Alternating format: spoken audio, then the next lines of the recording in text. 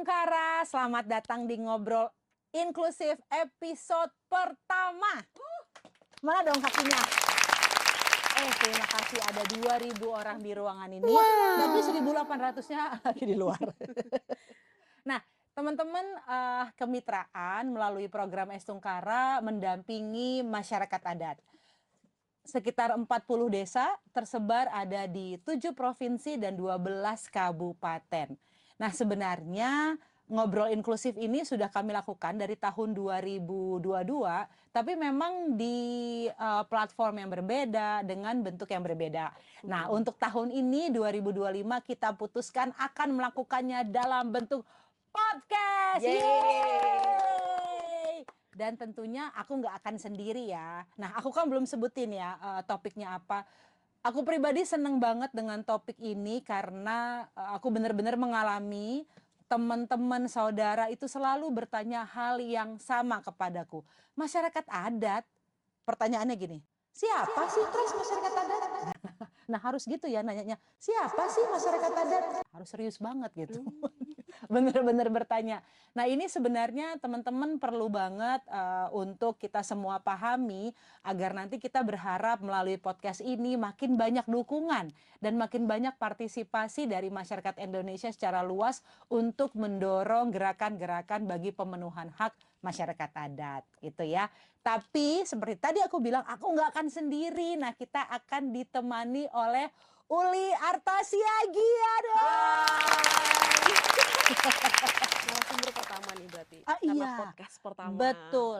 Kamu akan langsung dikasih hadiah. Oke. Selesai podcast ini keluar, tangani project di Kemitraan. Bantulah kita ini Uli gitu ya. Aku nggak akan pakai Kak karena Uli ini muda banget. Iya, Seneng aku deh. muda. Bagian dari generasi muda. Atau kita generasi yang bermental muda. Bisa jadi Bisa juga. jadi. Iya. Umur boleh tua gitu Tapi kan. Tapi mental selalu muda. Yeay! Dan semangat selalu muda. Kok nggak ada ya? Partisipasinya Ibu Produser ini ya. Oke. Nah, Uli, teman-teman harus tahu juga nih, nanti kan bisa search juga ya siapa sih Uli Artasiagian. Tapi yang pasti saat ini Uli menjabat sebagai manajer kampanye untuk hutan dan kebun di Walhi Nasional. Iya. Keren deh kamu. Iya, makasih Kak. Nah, Uli sebelum kita mulai ngobrol tentang siapa sih masyarakat adat, ceritain sedikit dong dalam interaksi dirimu dengan isu masyarakat adat, dengan komunitas masyarakat adat selama ini seperti apa di Walhi Nasional. Iya, jadi di Walhi Nasional itu sebenarnya kerja-kerja kita sangat bersinggungan ya Kak dengan masyarakat adat karena ketika kita melakukan pengorganisasian advokasi terhadap kerusakan lingkungan atau hak masyarakat atas lingkungan yang baik dan sehat, serta juga termasuk hak atas tanahnya, sering sekali komunitas yang kita advokasi itu adalah masyarakat adat gitu, karena misalnya mereka terlanggar haknya sebab pemerintah itu mencaplok wilayah adat mereka untuk konsesi tambang, kebun, kehutanan dan lain sebagainya gitu. Jadi singgungannya sangat erat banget dalam kerja-kerja advokasinya Walhi. Nah, lalu juga selama beberapa tahun terakhir kan Walhi juga terlibat dalam koalisi ya. Kawal RUU Masyarakat Adat yang di dalam koalisi itu kemitraan juga salah satunya, kita ada 44 anggota koalisi gitu yang secara kolektif kita sama-sama dorong agar RUU Masyarakat Adat yang sudah mandek selama 15 tahun ini itu bisa disahkan oleh DPR gitu. Jadi emang secara kerja-kerja advokasi di tapaknya itu kita Walhi sering juga mengorganize dan mengadvokasi dan menemani komunitas masyarakat adat yang terlanggar haknya gitu ya, dan sedang memperjuangkan haknya. Dan dalam level nasional, dalam level kebijakan kita juga menjadi bagian dari koalisi untuk mendorong RUU Masyarakat Adat tuh bisa secepatnya disahkan menjadi undang-undang masyarakat adat. Masa undang-undang TNI yang nggak masuk dalam prolegnas hanya sebulan bisa disahkan. Betul. Gitu. Iya. Tertunda tadi dirimu bilang 15 tahun ya? Iya, 15 tahun. Terkatung-katung. Terkatung-katung, padahal ada yang sebulan ikutan fast track ya, luar biasa. Ada, gitu. Undang-Undang Minerba misalnya udah pasca ditetapkan direvisi 2020, udah beberapa kali direvisi kan, 2 kali atau 3 kali direvisi, terakhir kemarin nggak nyampe sebulan juga kan. Iya, betul. Nah, Gitu. Kak Uli, terkait dengan topik kita yang tadi aku bilang, aku sering banget ditanya, aku orang Batak, Tracy Pasaribu tentunya, dirimu juga, Siagian, ini produser juga orang Batak. 3 ini kita nih, bentar lagi kita udah bikin arisan. Iya. Ya, mana ulos kita? Kita semua bertiga, kebetulan kita sedang bekerja semua di Jakarta, urusan kita ada di Jakarta, banyak juga keluarga kita di Jakarta. Kitakah yang masyarakat adat tadi kamu maksudkan?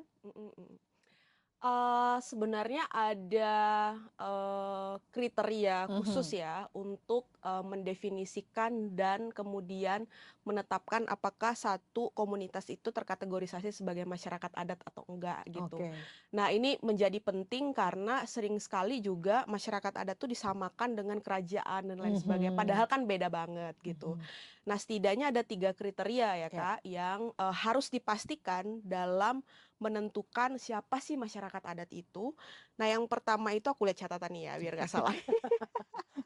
Yang pertama itu dia ini hidup, catatannya?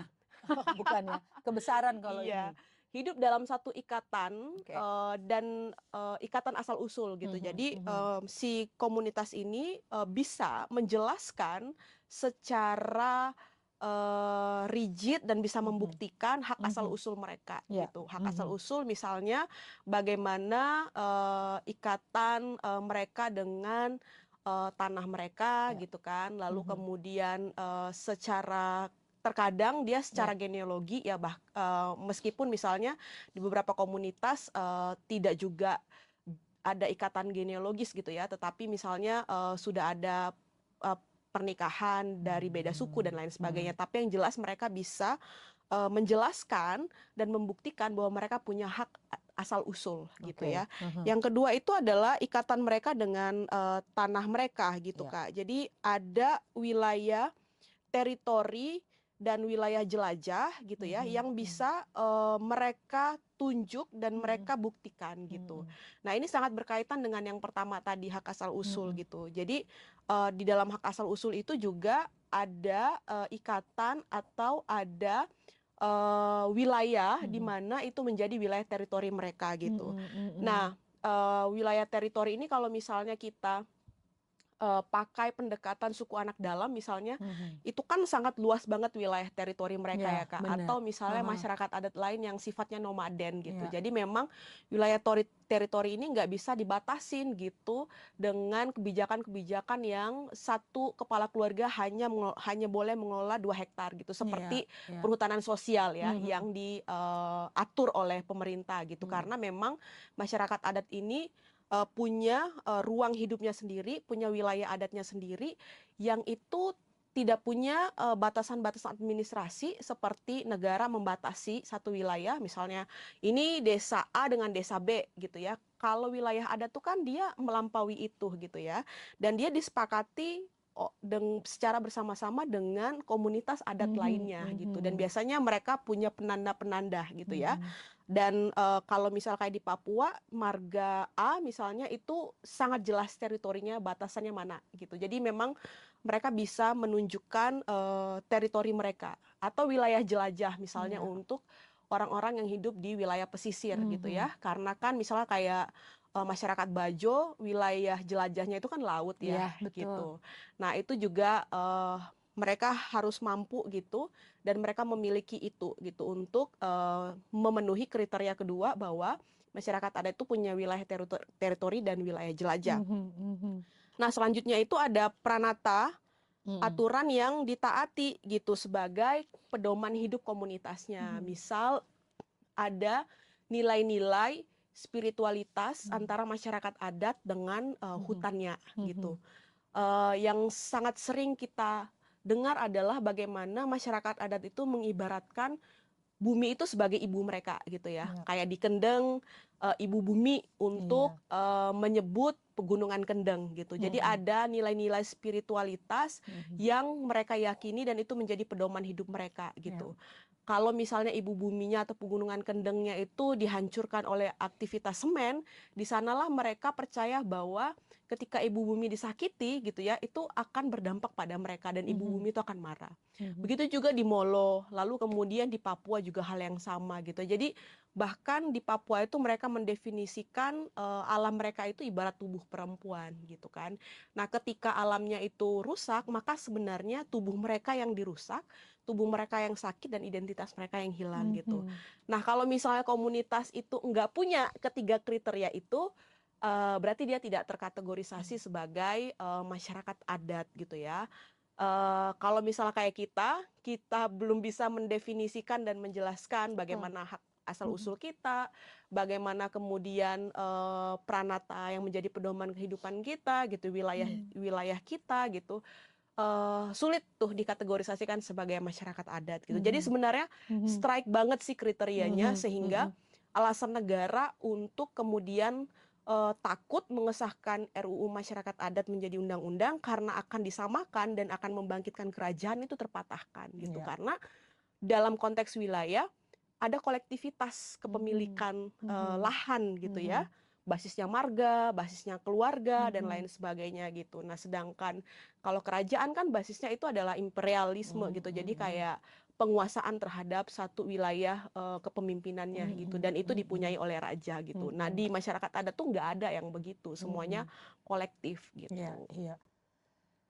Uli, Ya, aku dengerin Uli penjelasan itu seperti baca buku, tapi mm. kamu ngejelasinnya dengan singkat, padat, terus enak didengar di telinga. Terima Mm. kasih. Sama-sama. Makanya kita Semoga pilih tidak kamu membingungkan ya. sebagai narasumber pertama. Ya. Ya. Nah, Uli, kata-kata bagaimana masyarakat adat melihat Mm. hutan, lahan, tanah itu sebagai ibu dan bahkan tadi di Papua sebagai tubuh mereka Ya. sendiri, itu sampai sekarang kalau buat aku masih bikin bulu Merinding ya kuduk Kak ya. merinding Maksudnya ya. kita sendiri aja kan belum tentu punya nilai begitu ya sebagai Benar, orang yang udah besar di kota, benar, tercerabut dari benar. adat istiadat Iya, gitu. iya. Bahkan kadang nggak punya kampung Iya, ya kan. nggak punya kampung, benar. Iya. Dibilang mau pulang kampung kemana? Kemana? Nggak ada kampung Iya, gitu. bener. Nah, hal-hal seperti itu menurut aku yang menjadi sangat berbeda dengan apa yang kita baca dan kita lihat di Indonesia sekarang ini gitu. Dimana setiap kali kita melihat berita perihal lingkungan, Iya, pasti bukan soal merawat dan mempertahankan, tetapi adalah perihal merusak, perihal cuan, cuan. bagaimana lagi soal komoditi, Ya. soal hasil, selalu seperti itu gitu. Nah, obrolan kita tentang masyarakat adat benar-benar ke arah yang berbeda. Tanah adalah tubuh, hutan adalah ibu, dijaga gitu ya. Tadi dirimu udah kasih beberapa contoh gitu. Ada nggak Uli bisa ceritain salah satu masyarakat adat bagaimana mereka mengkonservasi hutan yang sebagai bagian dari praktek budaya mereka? Iya, saya beberapa minggu yang lalu baru balik dari Merauke, ya Kak. Mhm. Jadi ada konferensi nasional PSN di Merauke. Mhm. Nah, ini menjadi penting banget Mhm. karena memang Merauke ini menjadi wilayah yang disasar secara masif untuk membangun food estate, ya, cetak sawah Mhm. dan kebun tebu untuk bioetanol gitu. Mhm. Target target penguasaan lahannya sampai 2 juta hektar dan ketika masyarakat itu menceritakan bahwa 2 juta itu adalah wilayah adat dari belasan marga atau keluarga gitu. Nah, di wilayah hutan mereka itu tadi ya, selain mereka mengibaratkan bahwa itu adalah bagian dari tubuh Mhm. mereka, Mhm. di sana itu juga sebenarnya adalah supermarket mereka. Artinya sebenarnya sumber pangan mereka ada di sana. Hutan Mhm. itu adalah rumah produksi untuk pangan Mhm. gitu. Jadi mereka melakukan kegiatan meramu berburu kijang gitu ya, terus kemudian mencari ikan di sungai-sungai yang di mana airnya itu bersumber dari hutan di wilayah adat mereka gitu. Nah, justru kemudian sekarang traktor-traktor milik perusahaan-perusahaan, sebut saja misalnya John Lynn Group yang akan melakukan cetak sawah gitu ya. Lalu kemudian kalau kita baca itu kan ada perusahaan-perusahaan besar kayak Wilmar yang juga akan menerima manfaat dari kebun tebu gitu ya. Wilayah yang mereka hancurkan sekarang itu adalah wilayah pangan sagu masyarakat gitu. Jadi masyarakat di Merauke itu wilayah untuk menghasilkan sagunya ada di wilayah pemukiman kebun sagu gitu, jadi dekat dengan pemukiman mereka, dan juga wilayah sagu yang ada di kawasan hutan gitu. Nah, justru wilayah inilah yang kemudian dihancurkan dan akan diubah untuk tanaman tadi ya, cetak sawah, tebu dan lain sebagainya. Lalu kemudian wilayah jelajah mereka untuk berburu kijang. Jadi mereka cerita bahwa dulu sebelum ada perkebunan sawit, sebelum ada pembukaan lahan baru untuk food estate, mereka dalam sehari itu bisa mendapatkan 3-4 kijang gitu. Dengan jelajah wilayah jangkauan jelajah yang sangat pendek dan waktu kerja yang nggak sampai seharian. Sekarang mereka itu hanya mendapatkan paling banyak 1 kijang, bahkan sering nggak dapet dengan wilayah jelajah yang udah sangat jauh banget. Dan bapak-bapak di sana bercerita bahwa setiap kali mereka melakukan berburu gitu, kaki mereka sakit gitu ya, mereka habis tenaga karena jelajah wilayah yang sangat jauh belum tentu mereka mendapatkan hasil. Belum tentu dapat. Gitu. Pas ditanya kenapa rusa itu sulit didapatkan, karena hutannya sudah hilang. Sudah tidak ada. Betul. Gitu. Nah, selama ini mereka tidak menebang hutan gitu ya, agar mereka bisa mendapatkan rusa dalam jumlah yang cukup bagi mereka gitu ya. Atau kemudian mereka bilang begini, dulu kami itu berjalan tidak pakai sendal. Karena apa? Karena tanah itu tidak panas, karena ada pohon yang menutupi, menjadi kanopi agar tanahnya tetap dingin dan nggak perlu sendal berjalan. Sekarang tuh nggak bisa lagi, dia bilang. Kami harus pakai sendal jepit karena tanah itu panas. Karena apa? Karena pohon udah nggak ada lagi. Nah, mereka ngejaga pohon agar mereka bisa nyaman hidup gitu ya. Banjir, longsor juga sering terjadi akibat hutan yang sudah hilang gitu. Nah, jadi kerja-kerja konservasi mereka untuk tetap memproteksi hutan di wilayah adat mereka itu sebenarnya adalah cara dan strategi untuk mengamankan kehidupan mereka gitu ya, terhindar dari bencana banjir dan longsor. Mereka bisa menghasilkan pangan yang baik gitu ya, dan berdaulat ya kan Kak, karena mereka memproduksi dan mengkonsumsi secara langsung gitu, dan mereka tidak memproduksi secara berlebihan karena mereka untuk memenuhi kebutuhan pangan mereka secara keluarga maupun secara komunitas saja gitu. Nah, itu semua berubah ketika perusahaan masuk membongkar hutan untuk kebun, membongkar hutan untuk food estate dan lain sebagainya. Dan mereka bilang ada perubahan secara fisik juga gitu di mereka. Misalnya karena air sungainya tercemar akibat CPO, pabrik CPO untuk pengelolaan sawit di wilayah itu, yang dimana limbahnya masuk ke sungai, ikannya itu stunting. Jadi kepalanya besar, badannya kecil gitu. Nah, ketika mereka konsumsi itu dalam waktu yang panjang, itu juga mereka merasakan dampak secara fisik di mereka gitu, ketahanan tubuh mereka berkurang gitu ya, dan kadang-kadang mereka juga mengalami gatal-gatal karena mereka pakai air yang di sana atau mereka makan ikan yang ada dari sungai itu gitu. Jadi padahal sebelumnya kalau mereka pergi ke hutan, mereka nggak perlu bawa air minum Kak, mereka hanya bawa tempatnya aja. Jadi sambil mereka berjalan ke hutan, mereka ambil air dari sungai. Sekarang udah nggak bisa lagi gitu. Artinya ada pengeluaran juga gitu ya, yang tadinya mereka bisa mendapatkan air secara gratis sekarang menjadi sulit gitu, ikan secara gratis sekarang menjadi sulit dan mereka harus membeli gitu. Jadi semua kerja-kerja perlindungan yang dilakukan oleh masyarakat adat itu ya, selain itu mereka percayai untuk menjaga tubuh mereka, ibu mereka, yaitu juga menjadi bagian dari perlindungan mereka terhadap kehidupan mereka, gitu. Betul.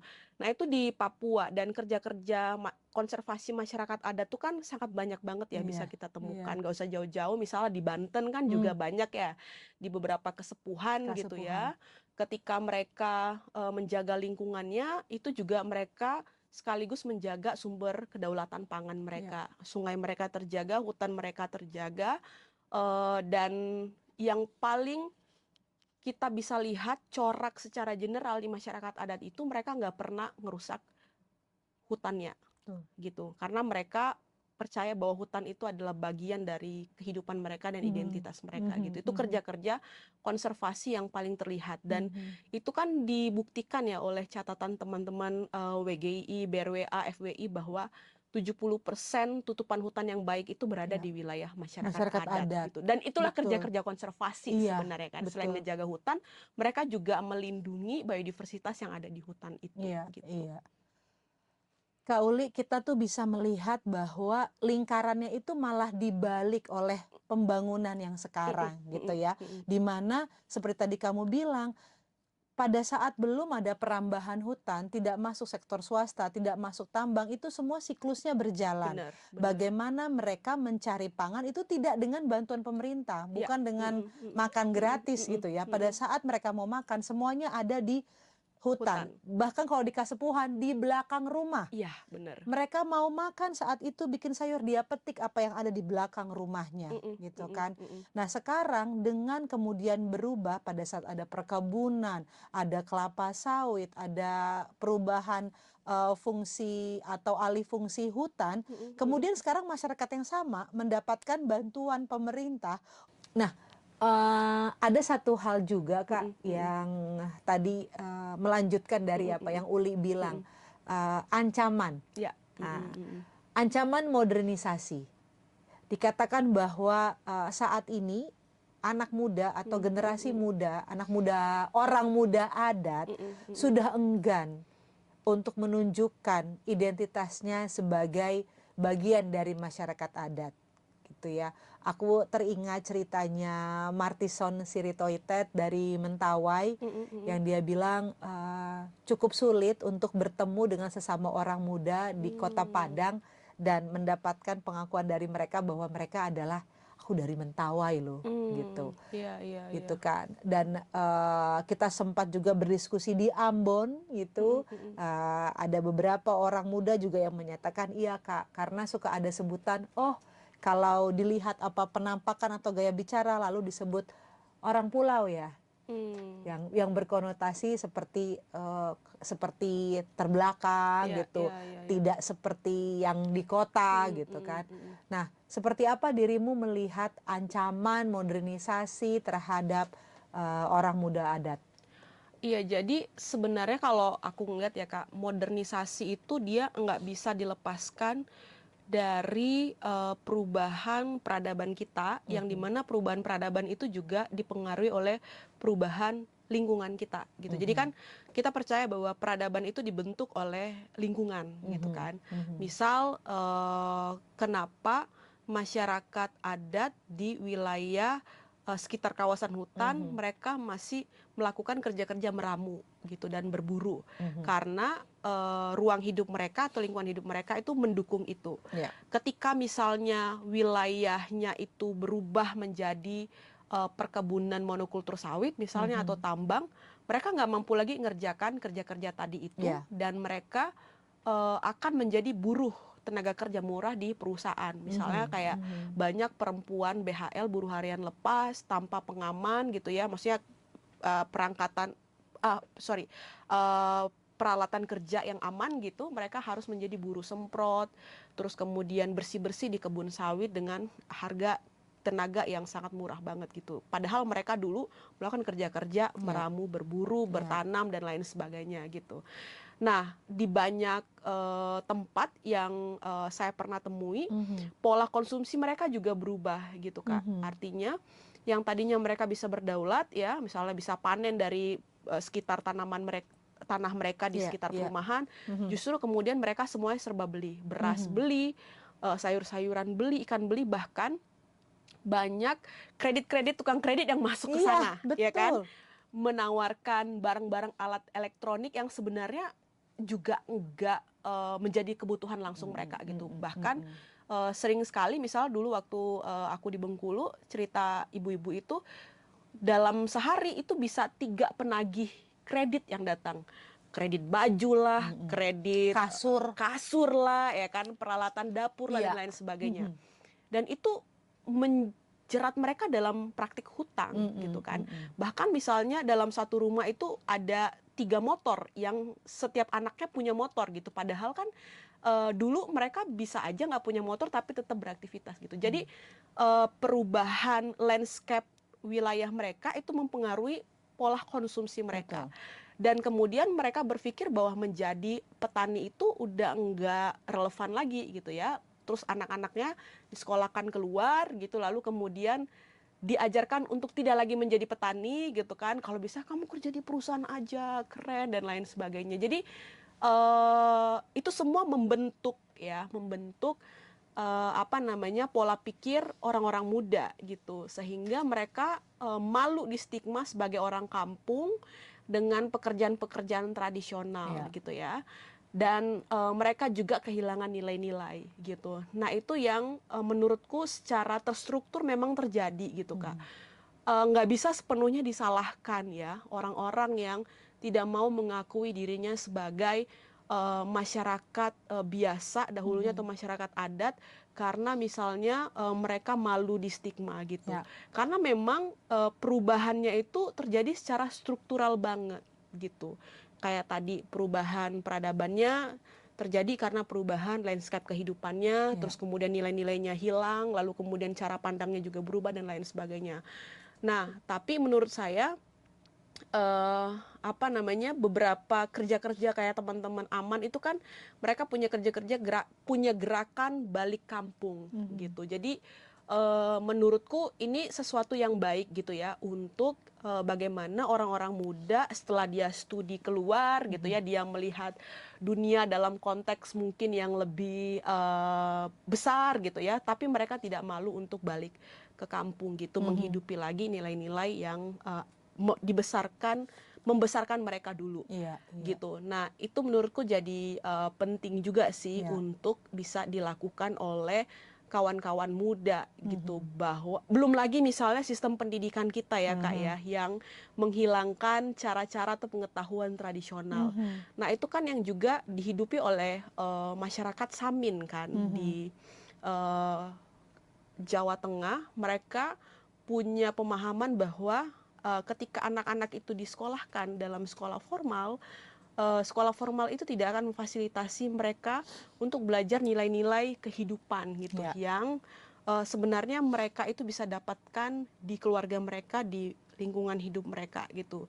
Sehingga banyak orang-orang Samin itu memang anaknya itu mendapatkan pendidikan keluarga dari ibunya gitu, diajarkan bagaimana relasi mereka dengan alam, ibu bumi Wesmaringin itu seperti apa gitu ya.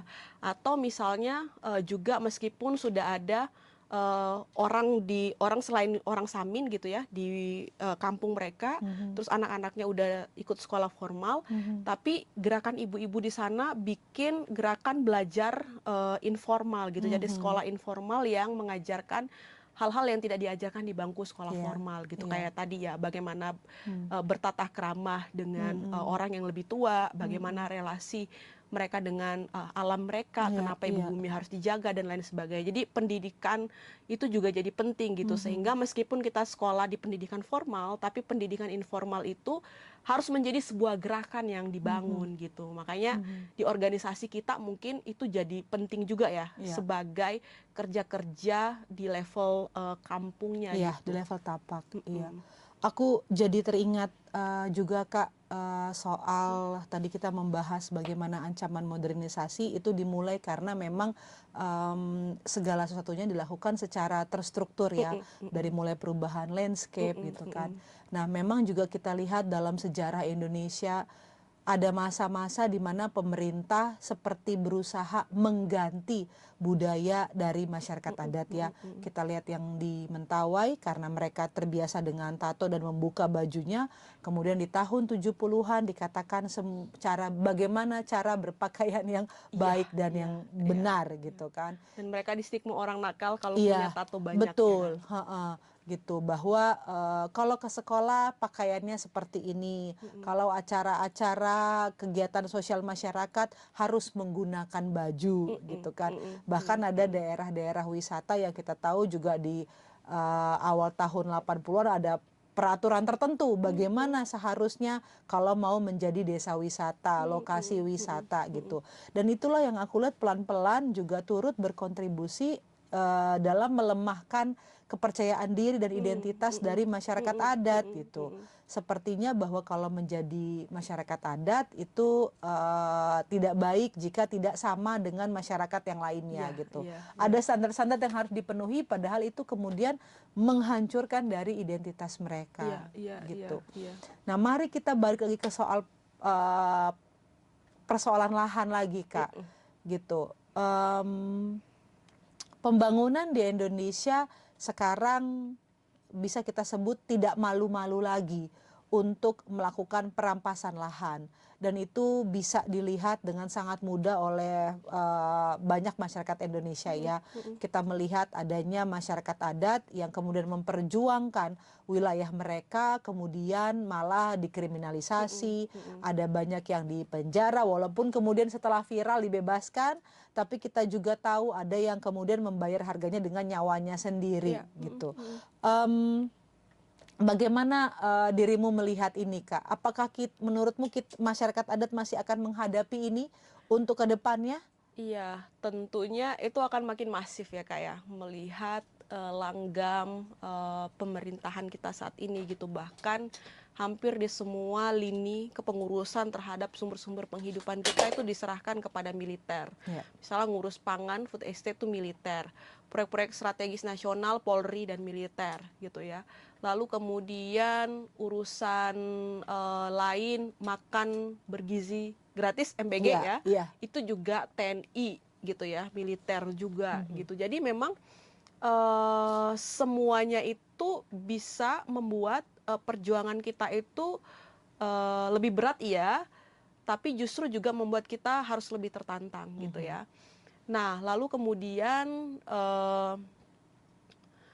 proyek-proyek infrastruktur kan juga semakin masif ya kan. Terus kemudian ya tadi kayak swasembada pangan, swasembada energi ketika diimplementasikan dalam bentuk program kan food estate. Terus kemudian swasembada energi diartikulasikan dalam bentuk geothermal gitu kan. Itu yang dihadapi teman-teman di NTT Pocok Leok gitu kan, yang sampai saat ini masih berkonflik. Atau kemudian transisi energi gitu ya, diartikulasikan dalam bentuk co-firing biomasa. Jadi PLTU 95%-nya itu berbahan bakar batu bara gitu kan, tapi 5%-nya itu dari wood pellet kayu gitu. Satu, dia masih membuat kita tergantung pada batu bara. Yang kedua, dia membuka ekspansi izin sektor kehutanan, kebun kayu gitu kan. Jadi kedua ini tetap membutuhkan lahan dalam skala yang besar dan pasti dia akan menggusur masyarakat gitu. Nah, belum lagi kemudian proyek-proyek ya banyak lah Kak, proyek-proyek yang memang basisnya itu adalah penguasaan lahan dalam skala besar gitu ya, dan semuanya itu dikasih kepada korporasi gitu. Nah, dan itu kan semua dilegitimasi melalui peraturan perundang-undangan. Misalnya kayak militer ngurusi urusan kehutanan. Diatur dalam Perpres 5 tahun 2025, terus kemudian Kementerian Kehutanan juga bikin MOU dengan tentara dan polisi gitu kan. Lalu kemudian urusan MBG itu memang dikasih ke TNI gitu. Belum lagi kemudian sekarang undang-undang TNI yang baru membolehkan misalnya TNI untuk kerja-kerja OMSP kan, operasi militer selain perang tadi, untuk ngurusin energi, untuk ngurusin pangan, untuk ngurusin proyek infrastruktur tanpa kemudian harus ada check and balance dari DPR karena klausul itu dihapus. Jadi hanya dengan PP, hanya dengan peraturan presiden operasi militer untuk kerja-kerja pemenuhan pangan misalnya dan energi itu bisa terlegitimasi gitu. Belum lagi kemudian RPJMN kita gitu ya, yang kalau kita lihat itu semuanya masih program-program yang berorientasi pada infrastruktur skala besar, pariwisata untuk wilayah-wilayah seperti Bali, NTB dan NTT, terus kemudian pembesaran ekstraksi tambang untuk wilayah-wilayah Sumatera, Kalimantan dan lain sebagainya. Sulawesi. Jadi semuanya nikel gitu. Jadi semua itu masih basis penguasaan lahan, penguasaan alam, ekstraksi sumber daya alam gitu.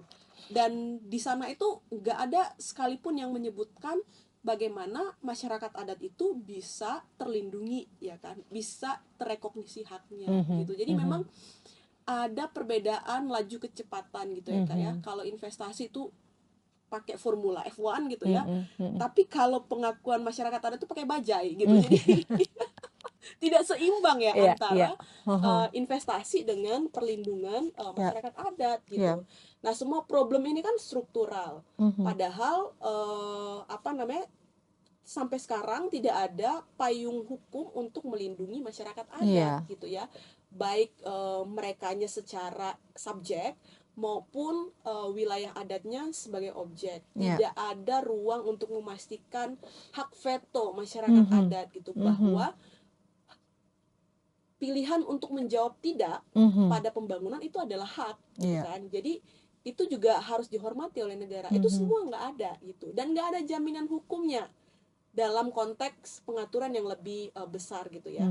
Dalam konteks pengaturan struktural, iya ada undang-undang yang menyebutkan frasa masyarakat adat, tetapi semua itu justru kemudian membatasi dan membuat pengakuan bersyarat terhadap masyarakat adat, misalkan saja undang-undang kehutanan gitu.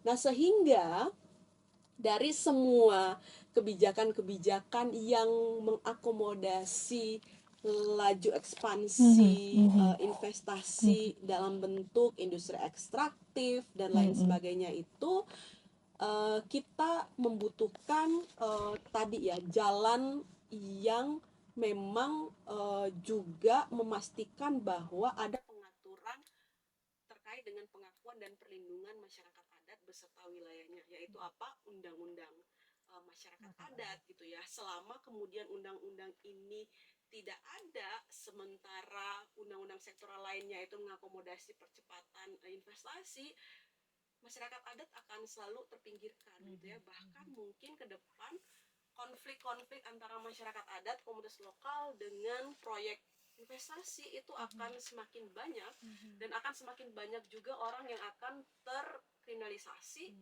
mendapat kekerasan. Karena apa? Karena militernya itu dipakai untuk mengamankan semua proyek-proyek investasi, dan itu dijamin oleh aturan. Jadi sepertinya ke depan ini akan jauh lebih suram dari 10 tahun terakhir gitu.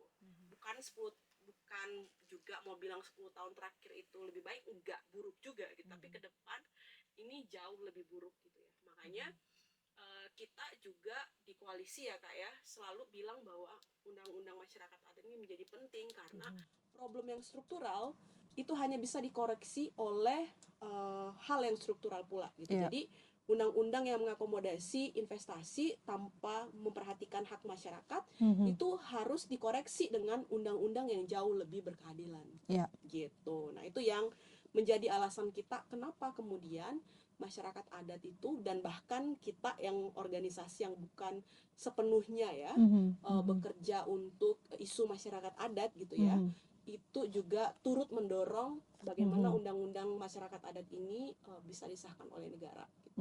Oke, ini udah kayak nyampe kepada inti dari podcast ini ya. Jadi tadi secara jelas sudah Uli kaitkan gitu. Bagaimana persoalan mendasar yang sekarang menjadi tantangan terbesar masyarakat adat adalah soal perampasan lahan yang terkait dengan proses dengan pembangunan yang sangat masif gitu, yang hampir semuanya rencana-rencana pemerintah ini berbasis kepada pembukaan lahan secara besar-besaran, dan pelaksanaannya tidak partisipatif, tidak melihat adanya masyarakat adat sebagai bagian dari masyarakat sipil. secara struktural sudah dibalut, didasari dengan perundang-undangan, semua mereka ada mekanismenya, sampai yang untuk di level kabupaten, kota itu sudah ada dasar hukumnya. Tapi lagi-lagi tidak begitu dengan masyarakat adat. Pengakuan masyarakat adat, teman-teman Sobat Estungkara, itu masih sangat minim, dan kita pun membuat podcast ini karena belum disahkannya Undang-Undang Masyarakat Adat, belum disahkannya RUU Masyarakat Adat gitu ya. Komitmen luar biasa untuk swasta, tapi masyarakat sipilnya di mana? Padahal proses perencanaan pembangunan dan implementasi pembangunan itu harus partisipatif, melibatkan semua. Apakah tidak kelihatan masyarakat adat di Indonesia? Apakah tidak kelihatan bagi pelaksana negeri ini? Iya, pemerintah sengaja menutup mata sih bahwa masyarakat adat itu juga bagian dari negara ini gitu ya. Dan ketika negara ini didirikan, masyarakat adat itu adalah bagian dari entitas yang mendirikan negara ini gitu. Jadi sangat celaka sekali kalau negara itu terus-menerus memunggungi masyarakat adat dan tidak mengakui bahwa mereka ada gitu. Berarti mereka yang ahistoris. Ahistoris, ya kan? Betul. Uli, kita belum selesai. Kamu masih ada 6 jam lagi kan? Jangan cepat-cepat. Kalau sudah masuk ruangan ini, tidak bisa keluar. Kalau keluar, kerjain proyek. Ini apa sih? Oke, tadi itu kita udah sampai di kenapa kemudian menjadi penting sekali untuk mendorong pengesahan RUU Masyarakat Adat gitu ya. Karena apa yang terjadi dengan masyarakat adat sekarang, tantangan dan hambatan persoalan yang mereka hadapi sudah dikemas secara struktural gitu ya, dan pembukaan lahan, perampasan lahan, pertambangan, semuanya sudah memiliki dasar hukum, tapi masyarakat adat sangat lemah untuk pengakuan dan perlindungannya gitu. Nah, masalahnya sekarang, Uli, apa yang bisa dilakukan oleh teman-teman masyarakat Indonesia di luar sana dalam upaya ini? Iya, yang pertama sih tetaplah bersuara ya Kak ya. Karena semakin banyak orang yang menyuarakan pentingnya pengesahan undang-undang masyarakat adat, maka dorongannya akan semakin kuat juga gitu. Jadi kita memang butuh saling bersolidaritas gitu ya. Dan di era new media sekarang gitu ya, di mana kampanye dalam konteks digital itu menjadi sangat luas dan tidak terbatas. Teman-teman yang hobi misalnya ya di media sosial itu juga bisa pakai media sosial masing-masing untuk terus-menerus menyuarakan gitu ya. Dan sekarang itu kan ketika sesuatu itu viral gitu, maka dia akan lebih didengar gitu. Maka tugas kita adalah memviralkan bagaimana kemendesakan dari undang-undang masyarakat adat ini. Itu yang pertama. Nah, terus kemudian teman-teman yang juga bekerja di kampus misalnya gitu ya, maka ya pakailah kerja-kerja intelektual itu untuk mendukung argumentasi kenapa masyarakat adat itu butuh perlindungan melalui undang-undang masyarakat adat gitu ya. Terus kita juga yang basisnya di organisasi masyarakat sipil juga melakukan kerja-kerja yang sama, dan bahkan kita juga harus menemani masyarakat adat yang sekarang situasinya itu jauh lebih buruk gitu ya, karena misalnya ancamannya semakin besar gitu. Maka selagi memang kita mendorong RUU Masyarakat Adat ini disahkan menjadi undang-undang, penguatan pertemanan kita dengan komunitas di kampung itu juga harus diperkuat, karena jangan sampai kita sibuk melakukan kerja-kerja advokasi kebijakan untuk mendorong undang-undang masyarakat adatnya, tapi kampung itu semakin digempur dan masyarakat adat kehilangan target gitu. Jadi memang kerja-kerjanya harus seimbang, pengorganisasiannya, membangun gerakan perjuangan di level tapaknya itu juga harus semakin kuat. Setuju. Dan kemudian kerja-kerja kampanyenya juga semakin kuat dan didukung oleh semua teman-teman dengan semua kapasitasnya. Dengan itu semua, saya pikir kita punya gerakan kolektif yang jauh lebih kuat dan jauh lebih besar gitu. Nah, itu yang jadi penting ya, karena melihat situasi pengurus negara kita, baik eksekutif maupun legislatif, tidak bisa kita menyerahkan sepenuhnya kepentingan kita itu kepada mereka, karena kita tahu bahwa sekarang 70% orang-orang yang berada di anggota DPR itu adalah orang-orang yang backgroundnya juga pengusaha, yang juga usahanya itu yang sekarang menghilangkan kampung-kampung masyarakat adat, gitu kan. Lalu kemudian di eksekutif juga presiden kita pengusaha, kementerian-kementeriannya atau menteri-menterinya juga banyak pengusaha. Betul. Maka dari semua konteks yang sangat berat itu, gitu ya, di level eksekutif dan legislatifnya, kerja-kerja people power itu menjadi hal yang penting. Gitu. Itu menurutku yang bisa menandingi kekuatan oligark yang bekerja sekarang, gitu ya. People power itu jadi hal yang penting dan tugas kita untuk membangun itu semua, gitu. Syaratnya ya kita tetap selalu mau rendah hati untuk bersolidaritas dan bekerja bareng, gitu. Rendah hati untuk bersolidaritas. I love you, Uli. Love you too. Teman-teman ya, Sobat Es Tungkara dan semua masyarakat Indonesia, ini catatan pentingnya. No viral, no justice. Ya, no viral, no justice. Jadi mari semua ikut sama kita di kapal ini untuk membicarakan dan mendesak pengesahan RUU Masyarakat Adat. Teman-teman, aku tahu ini yang nonton ada Irwan di Desa Bonto Manurung ya, di Maros sana, sampai yang ada di pelosok Mentawai. Kalian juga bisa suarakan apa yang terjadi di desa-desa. Suarakan apa yang terjadi di komunitas. Karena aku yakin bahwa memang yang bersuara masih sedikit. Makanya ada podcast ini, makanya ada kita di akun Instagram RUU Masyarakat Adat hampir tiap minggu ya, Lia. Ini ada 44 organisasi, bikin terus bikin terus diskusi. Kita berusaha masuk dari berbagai macam isu gitu ya. Berupaya supaya masyarakat Indonesia luas, bukan hanya di tempat-tempat yang tadi kita sebutkan. Kita masih belum bicara soal Aceh, kita belum bicara soal Sulawesi Tengah atau dan lainnya lah, NTT, NTB, semuanya menghadapi seperti ini. Jadi ambil gadget kita, ayo bersuara, share, ya kan, share di mana saja, di Twitter, di Instagram, di Facebook, suarakan apa yang terjadi gitu. Dan aku juga setuju banget tadi kerja-kerja intelektual ya, kampus-kampus ya. Kami pun, Li, kalau boleh cerita, kami sendiri merasakan dari beberapa dampingan-dampingan di kabupaten yang bahkan ada yang desa, itu bagaimana anak magang, mahasiswa banyak sekali membawa perubahan.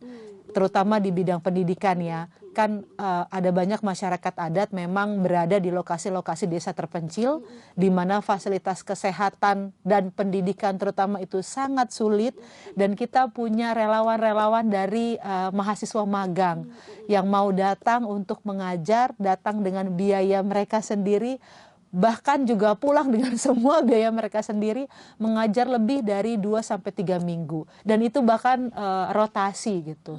Mereka melakukan dengan rotasi dari beberapa angkatan. Itu sangat membantu. Tentunya sembari kita melihat peluang untuk adanya sekolah-sekolah satelit gitu ya. Tapi kan itu butuh waktu. Nah, kehadiran teman-teman di teman-teman akademisi, kampus-kampus ini betul-betul membangun kerjasama yang sangat baik di level tapak, sangat membantu. Karena memang kerja-kerja pengorganisasian begini kan butuh banyak sumber daya manusia ya, Uli ya. Jadi kampus tuh nggak boleh lagi jadi menara gading ya, yang terlepas dari realitas yang ada. Betul. Gitu, tutup mata terhadap ketidakadilan dan lain sebagainya. Gitu. Jadi, betul. Ya marilah kerja bersama rakyat gitu ya. Iya, betul. Dan memang juga aku lihat sedikit lebih banyak nih tentang akademisi gitu. Pendekatan mereka kan selalu berbeda ya. Cara melihat sudah berbeda. Pada waktu kita melakukan pendampingan terhadap masyarakat adat, apalagi kalau yang datang dari antropologi, dari sosiologi, itu seringkali membawa ide-ide yang fresh gitu ya, cara-cara pengorganisasian yang lebih memantik, pintu-pintu baru, dan itu sebenarnya sangat mendukung gerakan yang sedang kita lakukan di organisasi masyarakat sipil gitu. pendekatan yang baru, ide-ide yang baru gitu ya. Jadi memang kita butuh banyak multi stakeholder ya, pemangku kepentingan lain gitu. Ada satu yang belum kita sebut, Li. Masih ada 7 jam kan ya, El ya. Jurnalis, Uli. Iya, benar. Bagaimana kamu melihat jurnalis? Iya, dia juga sekutu yang strategis.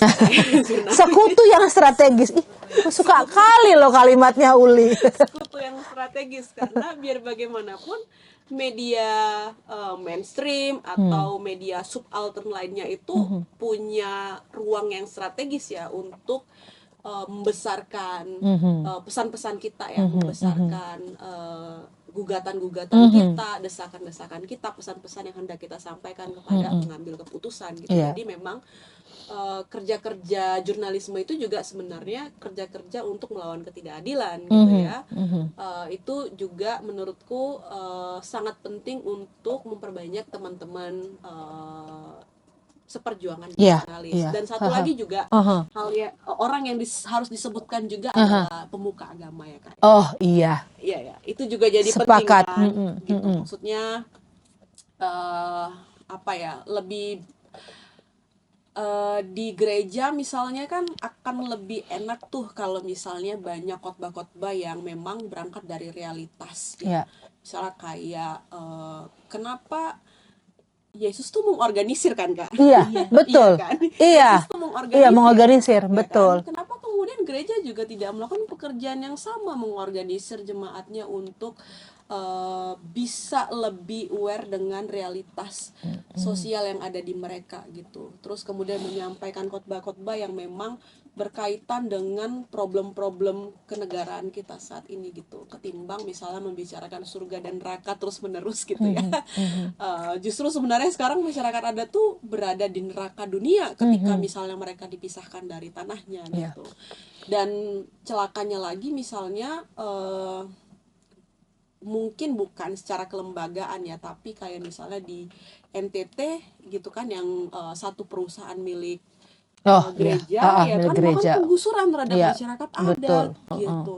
Di Merauke juga individual atau keuskupannya juga mendorong atau mendukung PSN gitu. Jadi menurutku baik personal di pemuka agamanya maupun organisasi agamanya itu juga menjadi penting ya. Jangan sampai misalnya menjadi bagian yang turut mendukung proyek-proyek atau ya program-program yang berbasis ekstraksi sumber daya alam, misalnya setuju untuk mengelola tambang dan lain sebagainya. Itu kan menurutku penting juga sih untuk sama-sama diajak gitu ya, menjadi rekan seperjuangan. Iya. Aku tuh jadi teringat Uli, bahwa pernah aku berdiskusi dengan siapa ya, sampai kita menyebut persoalan tentang masyarakat adat itu adalah persoalan Indonesia kecil. Representasi persoalan Indonesia inilah di masyarakat adat. Bagaimana mereka tidak kelihatan, seperti tidak kelihatan, lalu ada pembangunan tapi mereka tidak pernah diajak berpartisipasi, tidak terlibat, tidak ada, dan kemudian mereka menjadi pertama mendapatkan dampak. Seperti Indonesia sekarang, bagaimana masyarakat tidak dilibatkan, dibungkam gitu ya, tetapi nanti dampaknya adalah masyarakat lagi yang menanggung gitu. Dan persoalan masyarakat adat itu ini Indonesia kecil gitu. Jadi siapapun sekarang punya andil. Iya, semuanya. Tanpa terkecuali. Semuanya punya andil. Nah, tadi mungkin sudah kita sebutkan beberapa kali, tapi harus kita ulang nih kayaknya ya. Jadi teman-teman Sobat Estungkara, Kemitraan, Walhi Nasional, dan ada banyak lembaga lain, itu kurang lebih 44 dari organisasi masyarakat sipil itu masuk dalam koalisi Kawal RUU Masyarakat Adat. Uli, di dalam kondisi yang tidak enak sekalipun, kita harus punya harapan. Benar. Gitu kan ya, karena ya dalam persoalan apapun pasti selalu ada yang bisa diambil sebagai kesempatan dan peluang untuk kedepannya gitu. Aku rasa di saat-saat seperti Indonesia seperti ini malah kata-kata solidaritas itu lebih mudah untuk diucapkan dan digaungkan, ya kan? Karena kita senasib sepenanggungan, kita mau Indonesia yang lebih baik gitu. Boleh dong Uli kasih kata penutup untuk para pendengar yang ada 2,5 juta ini. Iya, teman-teman, ya kita harus tetap terus bersuara ya Kak ya, berjuang, memperkuat solidaritas, memperkuat perlawanan, karena tantangannya semakin besar ke depan, saling jaga, karena pasti kita akan dihadapkan dengan tindakan-tindakan kekerasan, jadi saling jaga kawan itu jadi penting. Dan kemudian solidaritas kita itu sebenarnya tidak lebih untuk merawat kehidupan kita gitu ya, karena misalnya ketika kita mendesak perlindungan terhadap masyarakat adat, sebenarnya kita juga tengah mendorong bagaimana ada kebijakan yang melindungi kehidupan kita. Bayangkan kalau hutan-hutan di wilayah adat tuh hilang semua, ya kan? Bagaimana sih kita yang hidup di kota-kota besar gitu? Iklim akan semakin buruk, gitu ya. Bencana akan di mana-mana, banjir longsor, dan nggak akan ada kehidupan yang jauh lebih baik di atas lingkungan yang buruk, gitu ya. Dan di atas perampasan hak-hak masyarakat adat, gitu. Jadi teruslah bersolidaritas untuk berjuang merawat kehidupan kita. Terima kasih Uli. Ayo 2000 orangku tepuk tangan.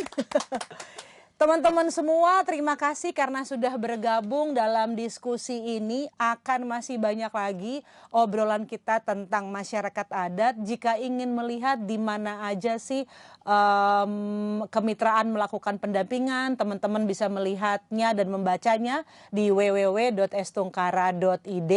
Dan kita berharap teman-teman, kalau tadi Uli ambil terakhir soal bagaimana kita menjaga lingkungan, aku yakin sudah banyak teman-teman yang merasa relevan tentang apa yang kita alami sekarang ya, banjir, kemudian perubahan iklim. Dan marilah teman-teman bersuara untuk masyarakat adat, bahannya sudah banyak, tadi sudah kita sebutkan. Kita menanti partisipasi teman-teman semua dan juga nantikan ngobrol inklusif episode 2 selanjutnya. Kita ketemu lagi nanti ya, terima kasih, dah. Terima kasih Uli.